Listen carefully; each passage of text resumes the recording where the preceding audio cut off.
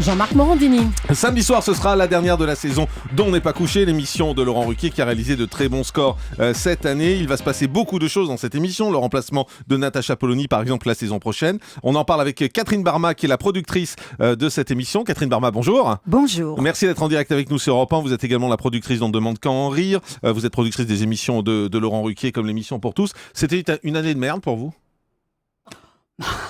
D'un point de vue général, on dira que c'était plus ennuyeux que bien, mais dans un autre sens, très balancé par le gros succès d'On n'est pas couché, qui a fait cette année ses meilleurs scores. Donc, on va dire 50-50. 50-50, l'émission pour tous qui s'est arrêtée. Vous avez des regrets sur cette émission ?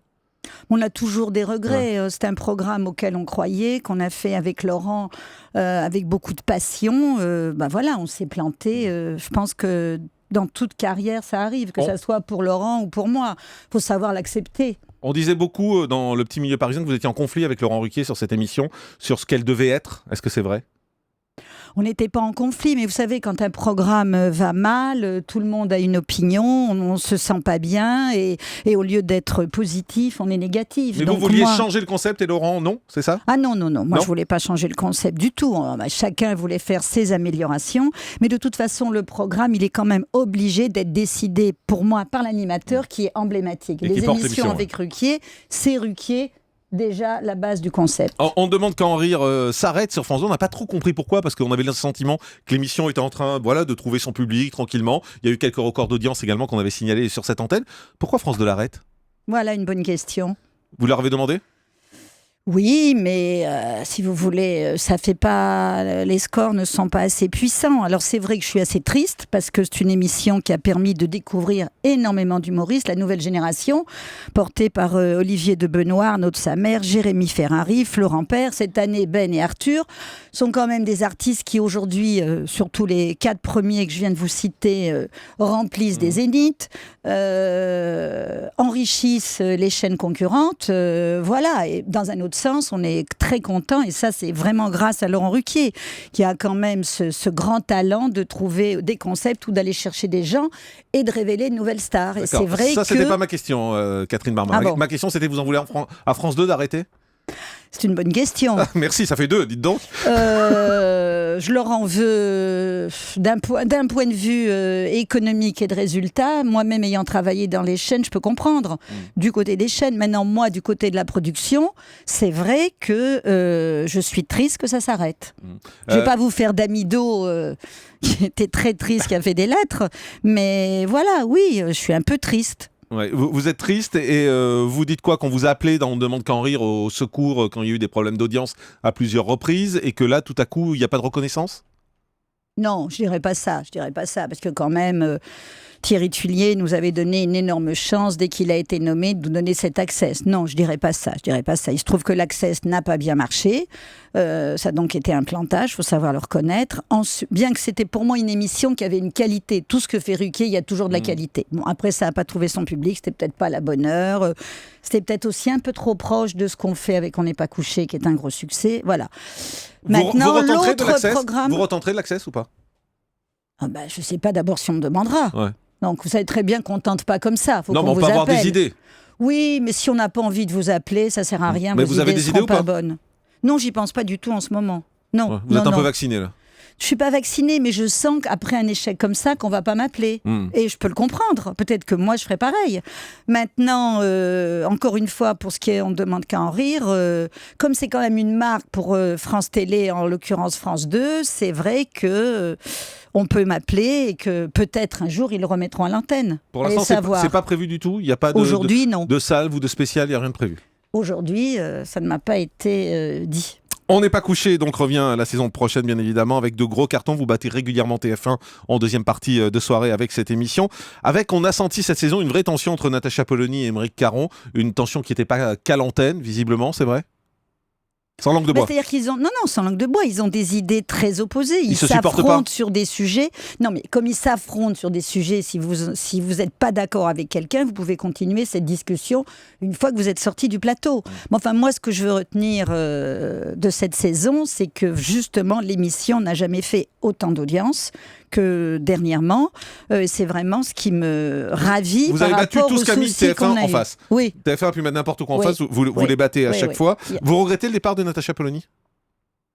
Natacha Polony, moi je l'ai découverte, personne ne la connaissait, ça a été vraiment une réussite puisque même elle est venue ici, donc je trouve ça formidable. Maintenant, elle a envie de s'épanouir et de faire d'autres choses, moi je le respecte. Vous regrettez le départ de Natacha Polony ? Non, je le regrette pas spécialement. D'accord. Voilà, mais dans un autre sens, elle aurait voulu rester, j'en aurais été très contente. Voilà, c'est pas comme quelqu'un qui est mauvais, oh qu'est-ce qu'on est content qu'elle parte. La rumeur l'annonce au Grand Journal ? Bah, je crois que la rumeur est bonne, mais je n'ai pas plus d'informations. Ça vous met les boules un peu ou pas ? Oh non, pas du tout. Non ? Non, alors là, pas du tout. La voir partir pour le Grand Journal, c'est pas... Non, parce que sur le Grand Journal, elle n'aura jamais le temps de parole qu'elle avait dans On n'est pas couché. Elle était mieux dans On n'est pas couché. Si elle veut beaucoup parler, oui. Aymeric Caron, vous gardez ? Oui, bien sûr. Ouais. Bah bien sûr, non, pas bien sûr. Mais pourquoi pas ? Parce que, je sais pas, vous pourriez décider... non, pas du tout. Il n'a pas demandé à partir. Nous, on trouve qu'il a rempli... qu'il a fait le job, il n'y a pas de raison. Il est très critiqué sur les réseaux sociaux, sur Internet, vous avez vu, c'est un peu une tête de Turc. Éric Zemmour l'était, Nolo l'était, voilà, c'est le poste qui veut ça, ce sont des gens qui expriment leurs idées. Vous êtes allé chercher Léa Salamé pour remplacer Natacha Polony, vous nous le confirmez ? Absolument. Pourquoi elle ? Mais c'est-à-dire que moi, je regardais les chaînes d'infos, iTélé, entre autres, et je la voyais dans Ça se dispute, et je trouvais que cette fille était pugnace, qu'elle avait vraiment elle animait le débat entre Nicolas Domenech et Éric Zemmour, oui, voilà, pour que les gens... Tout de suite, on voit à l'antenne qu'elle a un caractère, qu'elle est pugnace, intelligente. Tout de suite, vous vous dites, quand vous voyez le nombre de personnalités à l'antenne qui souvent, sont lisses. Voilà, sont lisses. Elle ne l'est pas, et moi, elle m'a tout de suite plu. Mais elle va prendre position parce que moi aussi je la regarde beaucoup sur iTélé. Elle est plutôt arbitre en général sur iTélé. Là, quand elle dit ça va et qu'elle veut poser des questions, elle fait comme vous, quoi. Vous voyez, je ne vais pas vous demander de quel côté vous êtes, mais vous êtes capable de me dire 2 fois. Vous répondez à ma question. Ouais. C'est ce qu'on veut. Bon, aujourd'hui, je pense qu'il n'y a plus de droite, qu'il n'y a plus de gauche. On a pris sans arrêt des éditorialistes.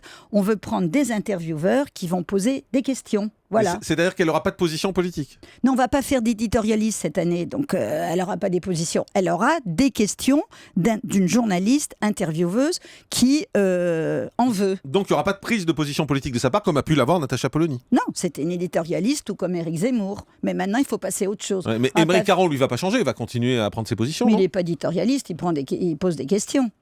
Oui, enfin, il donne des avis souvent. Hein.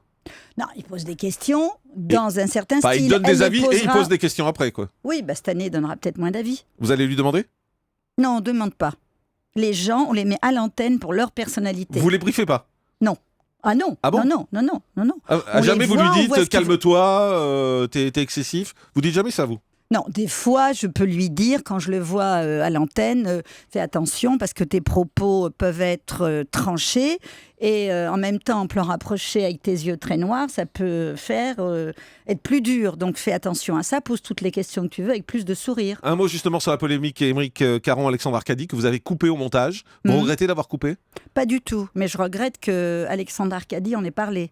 Il n'aurait pas dû en parler ? Bien sûr que non, puisque quand je suis allée le voir, lui-même m'a dit « Qu'est-ce que vous allez faire ?» Et je lui ai tout de suite dit « On va couper ». Mais je tiens encore à dire que Aymeric a posé une question, c'était peut-être pas le moment, mais jamais il a tenu des propos comme sur lesquels on a pu fantasmer, antisémites ou quoi que ce soit. Jamais de sa vie. Ce type, Aymeric Caron, est très honnête et je me pose des questions sur l'honnêteté d'Alexandre Arcadi. Oui, mais le problème, c'est justement quand c'est coupé, tous les fantasmes sont permis. Oui, mais c'est pas une raison. Si vous l'aviez laissé à l'antenne, on aurait pu juger sur pièce de savoir qui avait dérapé. D'accord, mais dans un autre sens, aujourd'hui, ça aurait incité des groupes de gens qu'on voit justement sur les réseaux sociaux à être encore plus virulents. Je pense qu'on doit faire attention à ça depuis qu'il y a les réseaux sociaux. Bedos reviendra dans On n'est pas couché ? J'espère, bien sûr. Vous lui demandez de revenir faire des chroniques ? Il vient quand il veut. Mais c'est libre chez vous, hein. Chacun dit ce qu'il veut, on vient quand il veut. Exactement. C'est le bonheur de bosser avec vous. Mais bien sûr, c'est peut-être ça qui fait le succès de l'émission, c'est qu'il y a un esprit de liberté. D'autres projets pour vous, pour l'année prochaine ?